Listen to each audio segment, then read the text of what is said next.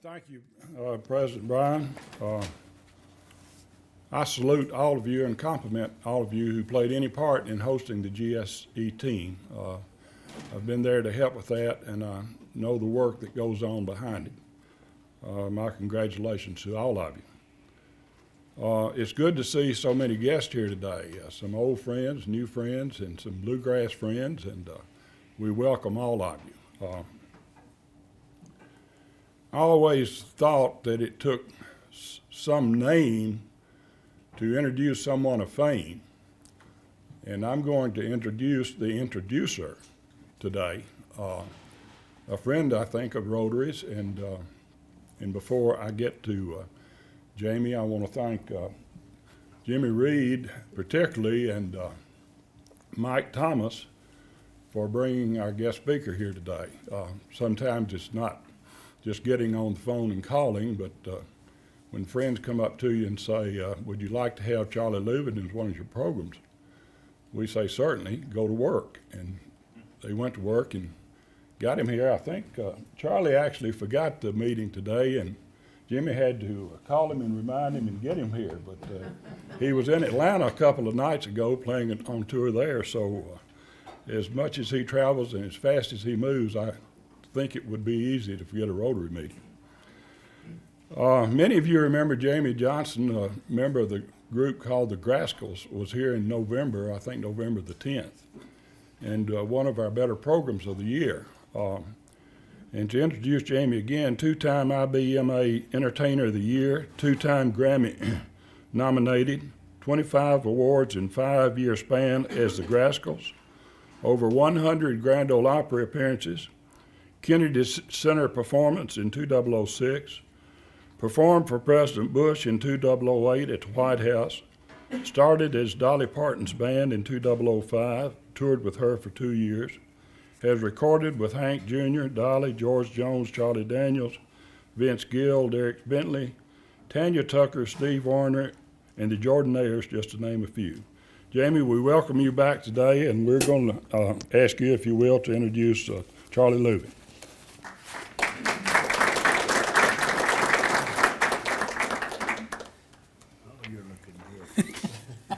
Charlie says I'm looking good. Thank you, Charlie. I'll tell you, I got a phone call last week from my good buddy Mike Thompson and Jimmy, and requested that I come back here today just to be a part of it. I wasn't aware that I would be introducing Charlie, but I can tell you, through all the things that I've done in my career, the Louvin brothers have certainly influenced the Grascals music and anybody in bluegrass or country music, the traditional country music, that is what we love. The Louvin brothers are a huge part of it, and it was a no-brainer on anything else I had going on today. I dropped it to be here. Somebody can get a picture of me sometime today. This is certainly high on the list of honors for me to be standing beside such a legend. I want to read just a little bit off this paper in case not everybody's got a chance before I bring Charlie up here. Right at the very top, it says, the term living legend gets thrown around quite a bit, but it actually applies to Country Music Hall of Famer Charlie Louvin. The magical harmonies and depth of feeling found on Louvin Brother recordings of the 50s and 60s inspired a new generation of musicians, firmly establishing the Louvin stature as one of the most influential duos in country music history. There's another part I read in here that I loved. Midway down the second side of the page, it says, making a shift from gospel to secular material, the Louvin scored their commercial breakthrough in 1955 with top 10 hit, When I Stopped Dreaming. I love that song. They toured in 55 with the soon-to-be superstar Elvis Presley as their opening act. Now, there's not many people in this world can ever say that. They also did something that is our hugest goal in life some days, to become a member of the Grand Ole Opry, and they've done that so well for so many years. They also had 12 more hits from 55 to 62, and some of these songs right here, if you've never heard of them, please go back and listen to them, because you'll hear some of the best harmony singing you ever heard in your life. I Don't Believe You've Met My Baby, You're Running Wild, Cash on the Barrelhead, and Knoxville Girl, and that's just to name a few. Charlie, along with his brother Ira, they mentioned up top, it's called shape note singing, that they did harmonies, but if you want to learn how to sing the right way, you listen to the Louvin Brothers records, because it's perfect. The Louvin brothers were inducted into the Country Music Hall of Fame in 2001. That's a dream very few will ever make, and that's a huge mark in their career. Charlie was born in 1927, BE, and we're going to let Charlie get up here right now and tell you what BE means. Please welcome Mr. Charlie Louvin, folks.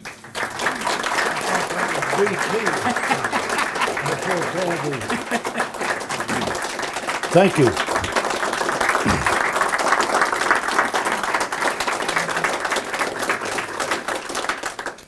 I don't know where to start, but I thank you for those nice words. We appreciate it. The Louvin brothers were a good time for me, and every good time has to end. I don't want to get on my soapbox this morning talking about the people who drink and stuff like that. But if I live till July, and I certainly hope to, I'll be 83 years old, and I've had the same little woman for almost 61 years. You know she's a good one. I've known Jimmy Reed longer probably than most of you folks has. When he was young, he, like so many kids today, he had hair down to here. He went to his daddy when he was about 15 and a half years old and said, "Dad, I need a car." All the kids at school my age has already got a car. His daddy said, "Son, you don't need a car, you need a haircut." So Jimmy drifted off, and a few months later he came back and hit his dad up for a car. He said, "The girls won't speak to me, I've got to have a car." He said, "Son, I told you, you don't need a car, you need a haircut." Jimmy said, "Dad, I wish you wouldn't bug me about my hair." He said, "Jesus had long hair." His daddy said, "I know he did, Jimmy, and he walked everywhere he ever went." So you can see how neat that Jimmy looks.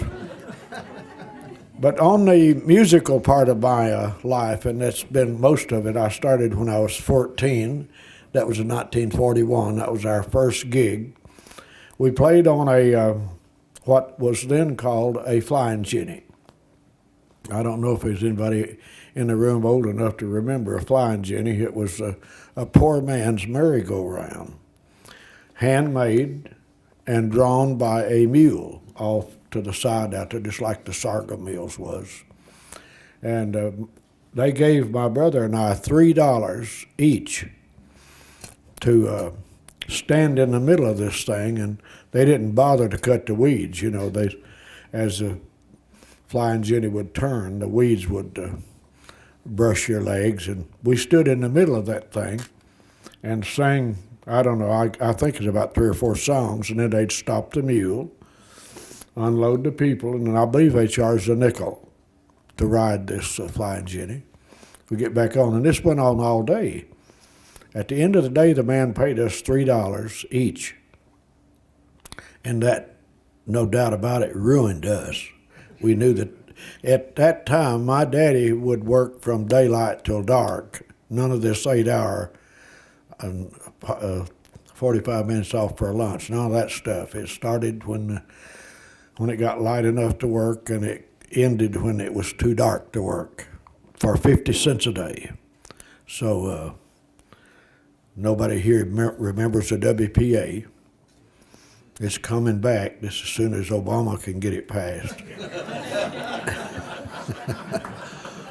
But it was quite a journey. We went to see Roy Acuff, who came to our neighborhood maybe in 1939. He'd just been to the Opry for a short time. We didn't have the quarter to get in to see the show, but we went anyway. We found that there's a couple of hundred people in the yard that couldn't get in the building, and we just stand in the yard and listen. And that was our dream from 1940 till 1955 for that dream to materialize. We joined the Opry in February 1955. We got on through a bluff. Somebody lied, but it wasn't necessarily me. But we had gone to Nashville several times. If we was off on Saturday night, we'd go there and audition to Jim Denny. We didn't know it. We thought he was the head guy, but he was the stage manager of the Opry. Jack Stapp was the boss man. So Jim Denny would tell us, as he told Elvis Presley. Presley wanted to be a member of the Opry, and Denny told him, "Don't give up your truck driving job." After he heard him one time, but we were in Birmingham in '54 when I got back from Korea, and the business was really bad down there. You can read your good book, you find out you don't ever do good in your own hometown, or home state.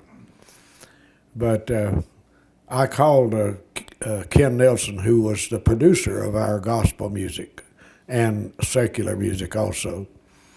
The way the young one here put it, we were gospel for a few years and then we switched.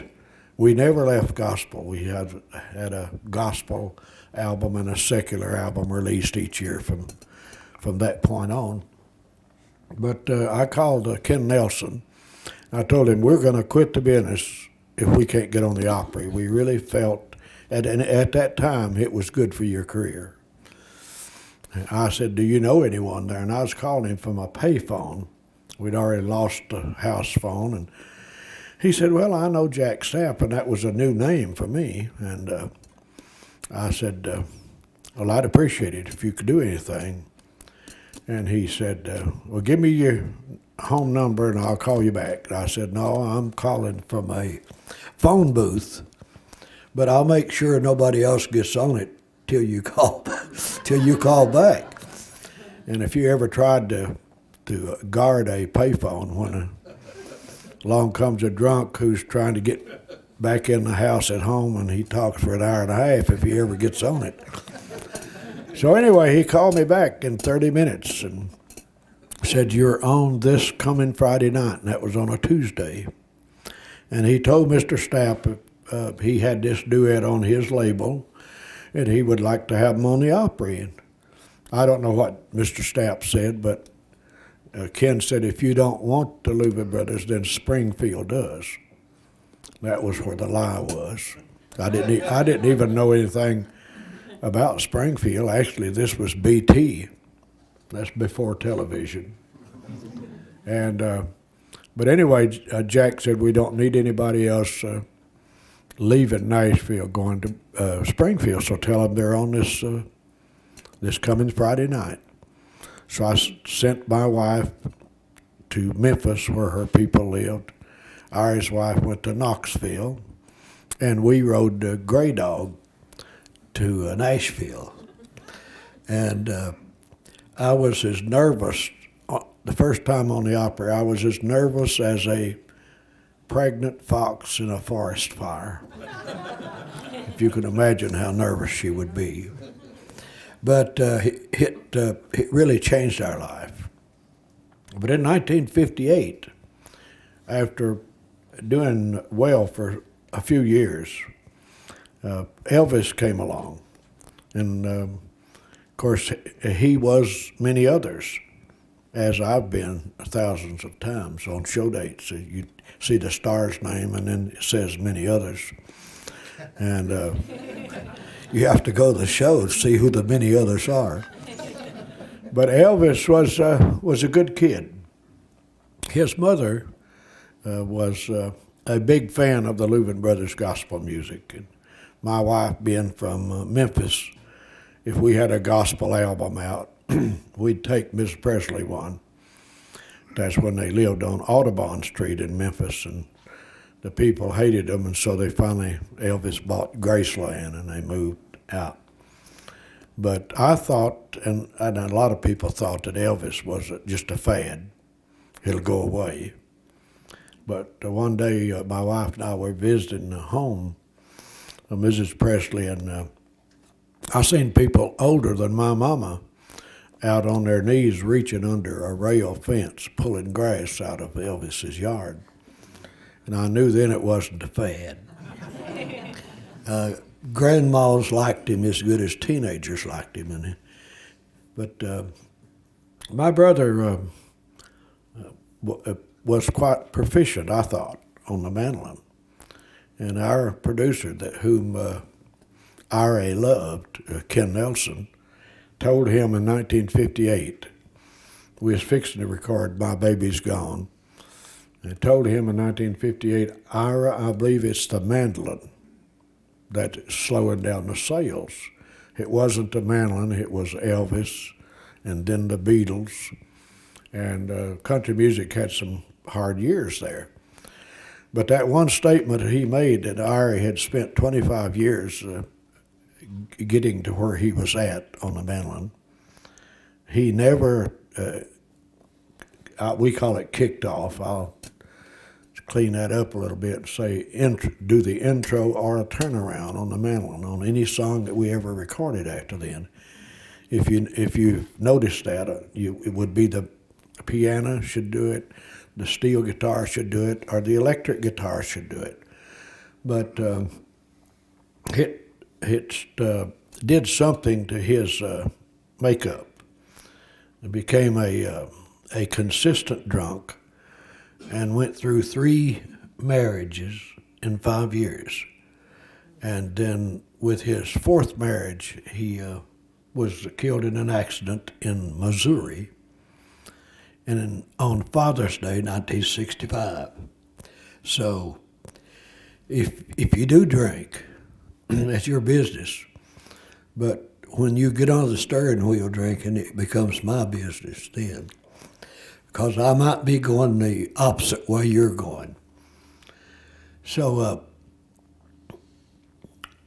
I don't really know where to go, but to get things a little lighter, I'll tell another dirty joke on Jimmy Reed. This happened before he wanted a car. He wanted he already wanted a car, but his daddy told him, he said, they were farmers. His daddy pointed to a John Deere tractor under the shed on the barn. He said, okay, son, when I get that John Deere paid for, I'll get you a car. Jimmy wandered off, and another brother came up, a little younger, and said, Dad, I need a dirt bike. And he said, you see that John Deere? As soon as that John Deere's paid for, I'll get you a dirt bike. About that time, the youngest one came up and asked for a tricycle. And his father told him the same thing. You see that John Deere? I'll get you a tricycle when that's paid for. About that time, there was a hen run across the barnyard, and a rooster was right after. And he caught her. And this youngest one, who was about 7, run over there and just kicked that rooster a flip. He said, nobody rides around here till that John Deere's paid for.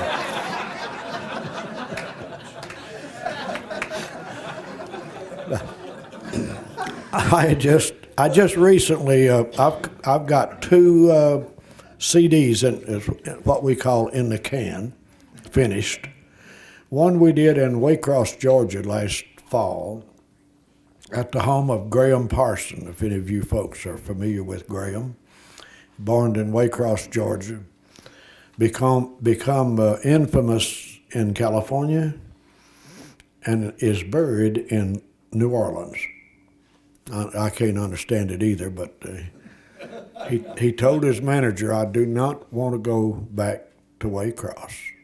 Refused to go back. So when he was killed, his manager took him to New Orleans from California and buried him.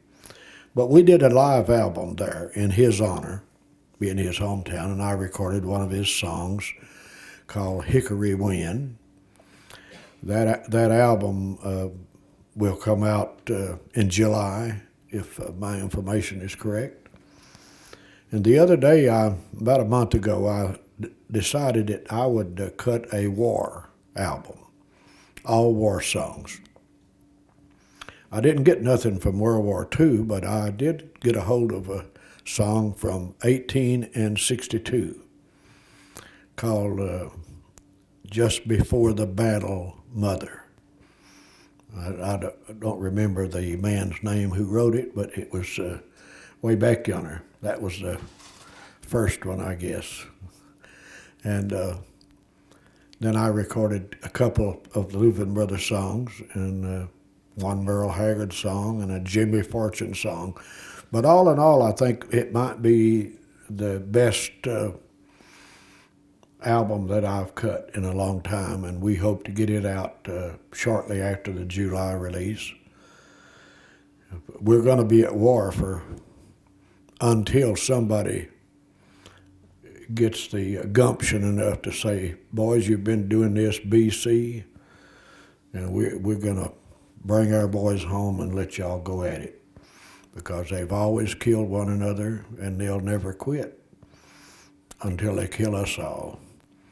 So war will be with us until somebody's strong enough to end it, regardless of how they end it. Just send 2 or 3 big ships over and put everybody on it and sail back across the blue waves to home. That would be some people think that'd be the dirty way to do it, but I don't think we was asked to come over there anyway. We just stick our nose in too many people's business, and that causes a big problem. But we'll be at war for a while, and I'll have this thing out. The Jimmy Fortune song, I didn't even bring it today because somebody borrowed it. I wanted Jimmy to hear it, but it's some good songs in there. I covered World War II. I was in the tail end of World War II, and then in 1952, I got my greetings. My brother and I was doing pretty well in Memphis at the time. I got my greetings from the draft board, and I went down to tell them how stupid they was. I've been there, and I've done that, and they said, we know all that. We got your record here, but you didn't have 24 months of active duty, so you're subject to the draft. And I got to go to Korea, see how the other part of the world lives, and was lucky enough to get back. And I didn't come back a drunkard or a dopehead, so I was triple lucky there. I want to thank Jimmy for even thinking of me when he started to hunt somebody. If he could have got this young man again, I still don't understand why I'm here. But I enjoy your guys' music. Thank you, John. I was in the dressing room. I used to have 2 people that helped me. We did most of our music in trio form. And Larry Gatlin really dug our music. And he would come in the dressing room when we were rehearsing. He'd stand on the side of the stage when we performed. And back in the dressing room one night, I told him, I said, I don't have one, but if I had a farm in Georgia, I would give it to get the Gatlins to cut a Louvin Brothers song. And Larry's answer to that, which was crushing to me, he said, I've never recorded nobody's song except mine, and never will. So I kind of let the air out of my balloon there, but we're still friends, but there's a lot of two-faced people in our business. I went to a meeting not long ago, and I become very irritable to some people because I say what I think. I'm not saying I'm always right, but it's my opinion. I'm privileged to express my opinion, I would think. But they would get up and you've heard them say this on the Opry especially, get up and say, this has been my lifelong dream to be a member of the Opry. Then they become famous. You don't see them for 3 or 4 years. They don't come back and support the Opry. So their love for the Opry is they come and just act like it's a gig. It's not the Grand Ole Opry. It's just a place we're working tonight. But they would say, wouldn't have been for this artist or that artist, I wouldn't even be in the business. But this artist or that artist might be pretty close to starving to death because they can't get no shows. And if I were in that position, I would say, this guy is the reason. I'd have to say Roy Acuff if I said what caused us to get in the business. But if I were a man of that stature, I would say, this person is my friend. It wasn't for him, I wouldn't be in this business. So I would tell my manager, I want him to open my shows, or her, and show them the way it was then. Then I'll come on and show them the way it is now. But nobody does that. The big acts will hire a $100 a day act who has to subsidize them with the $100, and the $100 out of their pocket they can pay for the gas it takes to chase the superstar around. And there are some of them that charges you $5,000 to open their show. Your George Straits, and there's several of them. They won't even let you open the show free. It costs you $5,000 a day.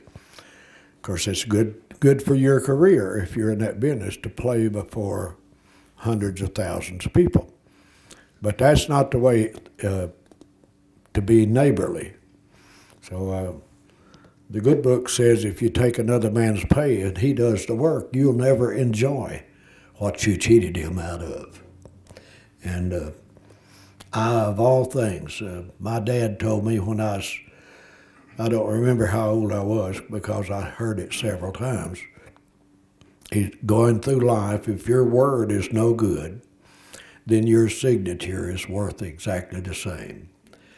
But today it's kind of dangerous to work without a piece of paper called a contract, because there's always a misunderstanding at the other end. Well, that's not the way I understood it, and you have to live with whatever happens. So we do mostly work with contracts.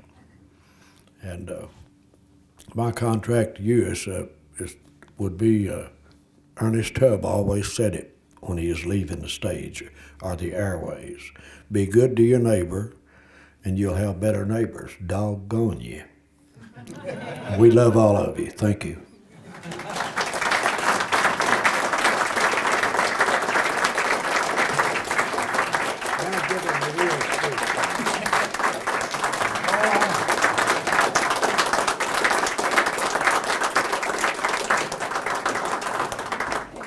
I just come out of the yard. This is the way he caught me. Mr. Louvin, would you mind taking some questions, please? I don't know who I'd take them from. Anyone have any questions for Mr. Louvin? Where do you live now? I just moved. This is one of my problems. I moved from Coffee County, right 11 miles out towards Viola from Manchester. We moved to Justice Hollow Road in Bedford County, which is the bottom end of 16th Model Road. About a mile and a quarter before you hit 269. Yes. And my wife started out with about 140, something like that, boxes. Some of them I couldn't hardly lift. And she's down to about 50 now. She's found everything that she had lost several years ago, but can't find anything that she needs. So that's what we're doing. We bought a log house with a basement. I never would have got her there, wouldn't have been for the basement. Because if there's a tornado in Oklahoma City, she'll pack a lunch and head for the basement. Before that, I lived in an underground house on Saineville Road. So that was, when you walked through the front door, you was in a storm cellar. The entire house was a storm cellar. She was happy there. I thought I'd never get her away from there, but we had 48 acres, and I'm too cotton picking old to keep 48 acres looking like somebody lives there. So this time I've got 3 1/3 acres, and an acre of that I'm giving to the man to cut the hay off of. So I can do the yard in a couple of hours if I'll stay with it. But and we got a pond. We accept any small bass For the pond. I got fresh water running through it all the time. I could raise all kinds of fish in there, but it's a very ingenious place with a basement, about 4,000 square foot. So my oldest son is, he's not doing the family tradition, but he got a divorce and he ended up with a 14-year-old boy that the mama didn't want. And so we have 2 permanent guests. And the underground house just got too little. And so we branched out. Any of you guys have a lawnmower? And you just get bored with life, bring your lawnmower up and I'll show you how to do it. We appreciate you, and surely there's one more. I don't know what the question is, ma'am, but the answer is yes. That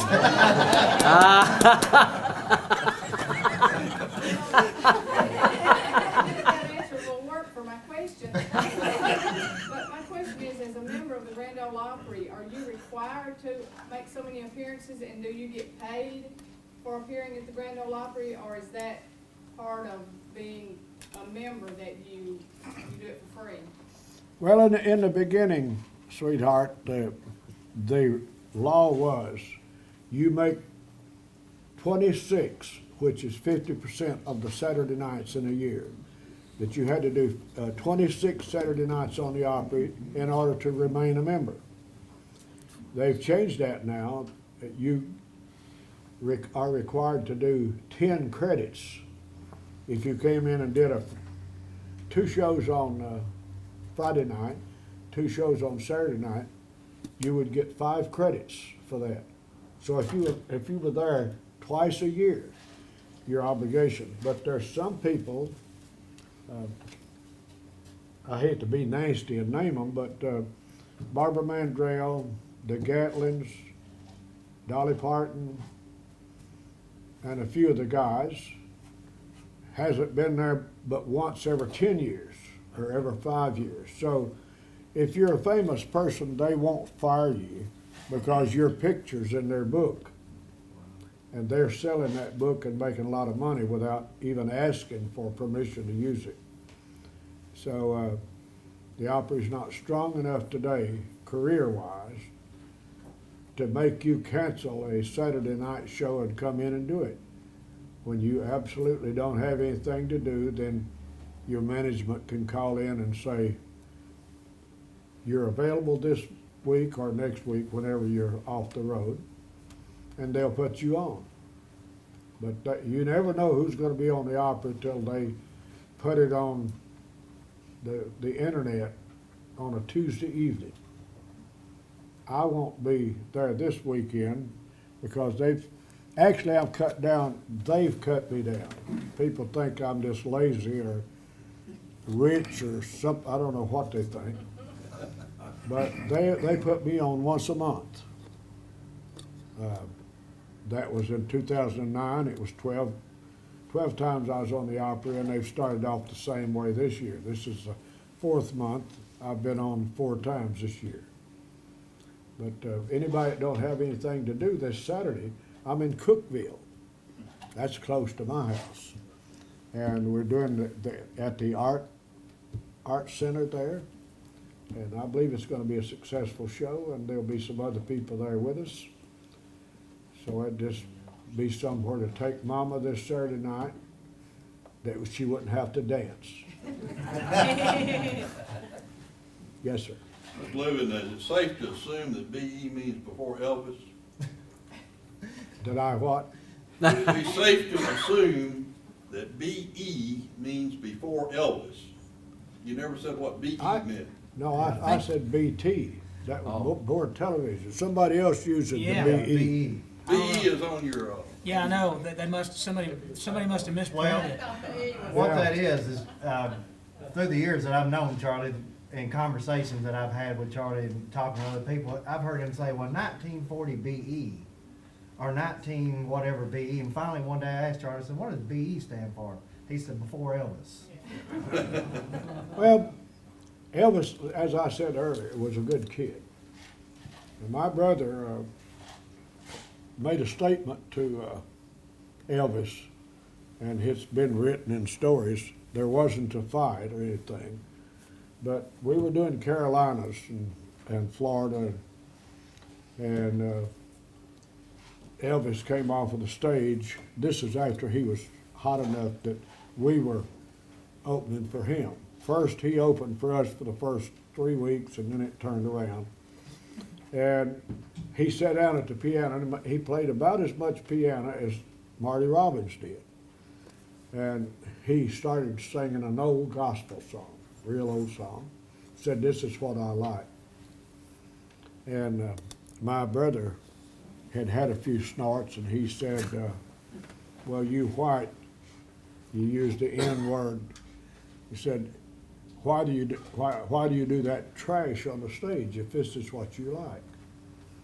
And Elvis just smiled and said, "When I'm out there, I try to do what they want to hear.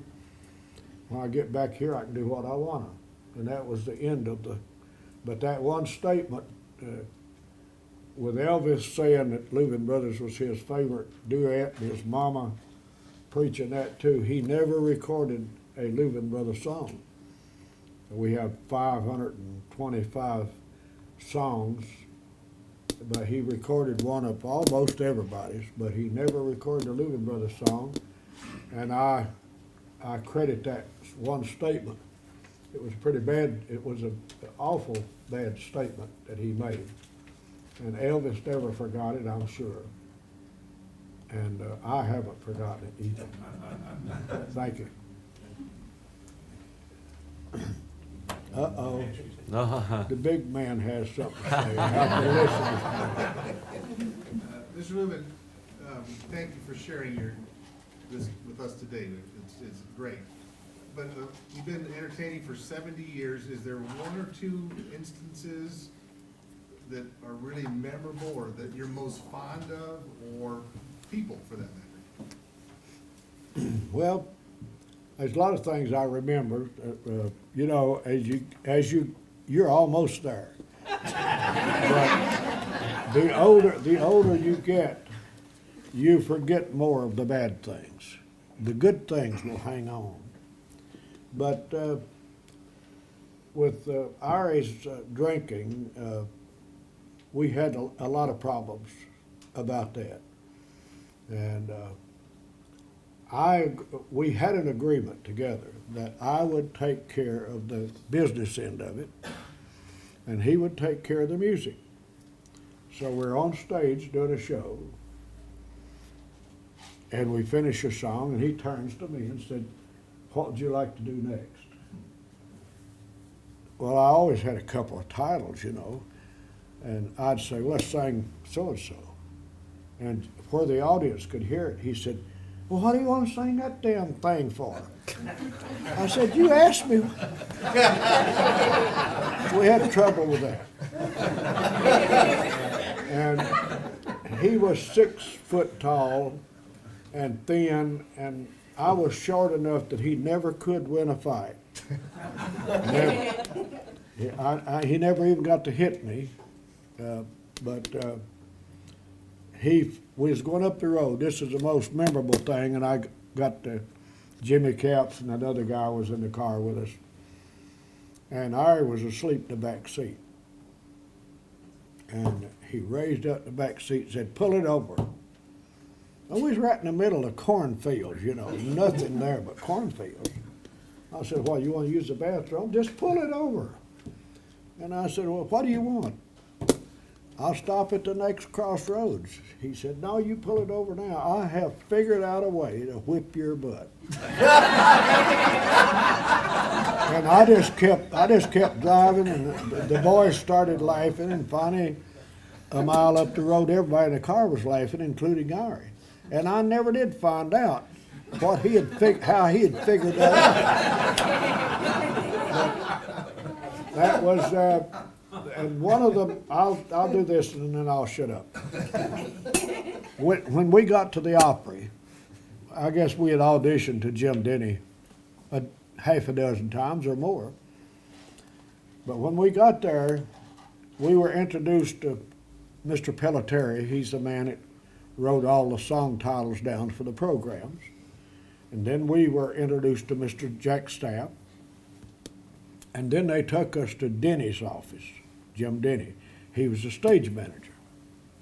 And he was a very, I don't know what to call him, but anyway, he was trying his best to ignore us. So he picked up the telephone, and his secretary's name was Shady. Never forget that. Shady, get me Carl Smith. So Carl would say hello, and he'd talk to Carl for 2 or 3 minutes, hang up, and he'd pick up the phone and say, Shady, get me Minnie Pearl. Get me Webb Pierce. He went through about 3 of them. And Ari always had a shorter fuse than I had. And I'd take more crap than he ever could. And my brother stood up. He said, Mr. Denny, we'll see you tonight on the Grand Ole Opry. And Mr. Denny pulled his glasses down about like that and looked over them and said, well, boys, you're in tall timber. You better shit and get it. Ari looked straight at him and he said, we've got the saws, Mr. Denny, just show us where the woods are. Mr. Denny shortly after that got fired because he had a publishing company called Cedarwood. Jack Stapp had a publishing company called Tree. And they were both told, you have to get rid of your publishing company or we'll let you go. That's a conflict of interest. If, that you tell somebody, if you don't record my songs, I won't do this or that. So Mr. Stapp immediately quit as a publisher and kept his job. But Mr. Denny thought they would not fire him, but they did. And so he took Jimmy Dickens, Webb Pierce, Carl Smith, and Minnie Pearl with him when he left. They all resigned from the Opry at that time. Mr. Dickens stayed away for 12 years and then came back. And Carl Smith and Webb Pierce didn't, but Minnie Pearl came back. But this goes to show you that if you be patient, somebody else will do the punching.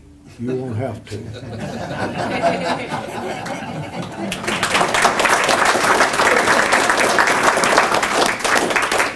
If you don't mind, take the mic and tell us just a little bit about how you got to know Mr. Louvin. Oh. Or whatever you want to say. Say anything you want to, as long as you don't mention me. Well, I can't come up with a joke like Charlie can. I've been very fortunate. I've known Charlie about 12 to 15 years. Used to play music, and Charlie and I met in Bell Buckle, Tennessee. We had a music group here. My wife and my neighbor, we traveled quite a bit and done some shows there. And Charlie had his museum there in Bell Buckle at the time, and he would come over to the restaurant when we were playing, and just kind of met him through that way. And been very fortunate to work some shows with Charlie. We've done the Midnight Jamboree with Charlie, done some other shows with him, been on stage with him in different places, and it's just been very fortunate to have someone that I can call a friend that's a member of the Grand Ole Opry. But one thing that's a memory of mine that'll be with me for the rest of my life is Charlie was going to the Ryman to do the Opry one night. And the Ryman has not been the Opry for several years. They moved it out to where it is out by Opryland and stuff. But Charlie said, I'm going to be on the Opry Friday night at the Ryman. And he sent me an email that says, you want to meet me at my house or just meet me at the Ryman? Well, I saved that email because, that's an honor to me.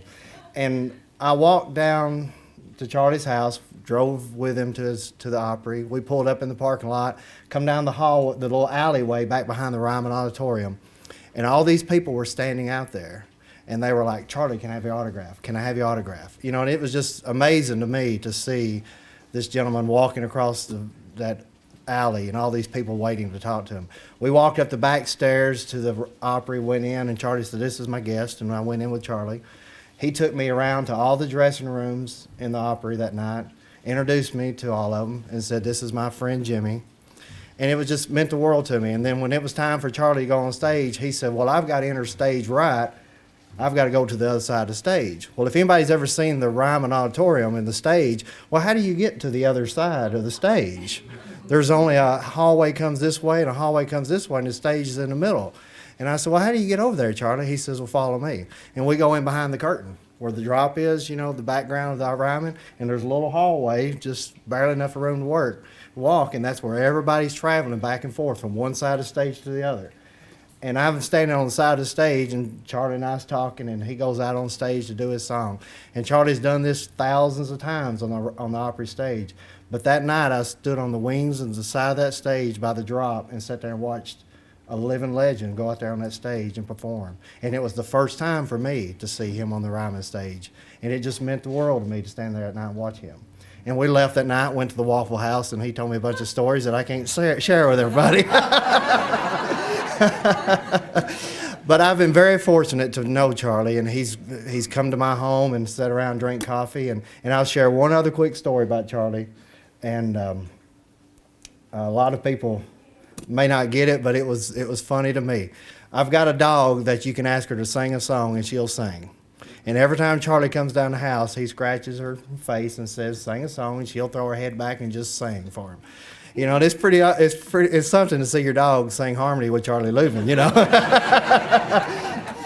But Charlie was doing the Midnight Jamboree that Saturday night, and he said, "You know what we need to do? We need to put her on stage with me."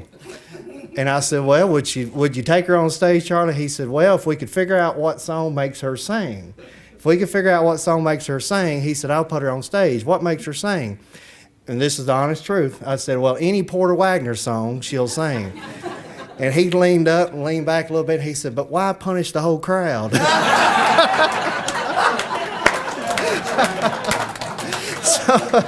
So I just want to thank Charlie for a lot of memories that I've been able to share with him and just the fun. And, he handed me the catalog of the Louvin Brothers song at his house one day and said, "Check this out." The Ache of Rose had released the catalog of all the Louvin Brothers songs back to him. And I flipped through that book, and all these handwritten songs that him and Ira had wrote was in that book. And just to be able to share those things with a living legend has just really meant the world to me. And I thank Charlie for coming out today, and just thank him for his friendship.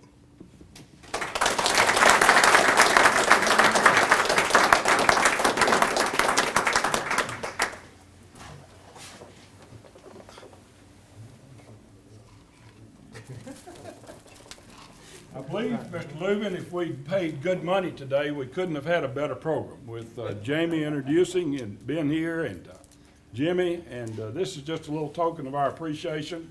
Actually, there's no charge. I didn't get a ticket coming down here, so there's no charge. No charge. We appreciate it very much. Well, I thank you. You mentioned Elvis Presley, and you mentioned Roy Acuff. I believe it was in 1977, August. Is that when Elvis died? Correct. I was coming out of Nashville, and they listened to the radio, and they had breaking news coming over the radio, and there was a pause. Said, "The king is dead." And I said, "My goodness, what's happened to Roy Acuff?" And of course it was Elvis. But I always thought Roy was a king of country music, and you must have had a great love for him also. Well, everybody knew when Mr. Acuff passed away that the Opry would change. And it has changed unbelievably. There was a time when it took talent to get on the Opry.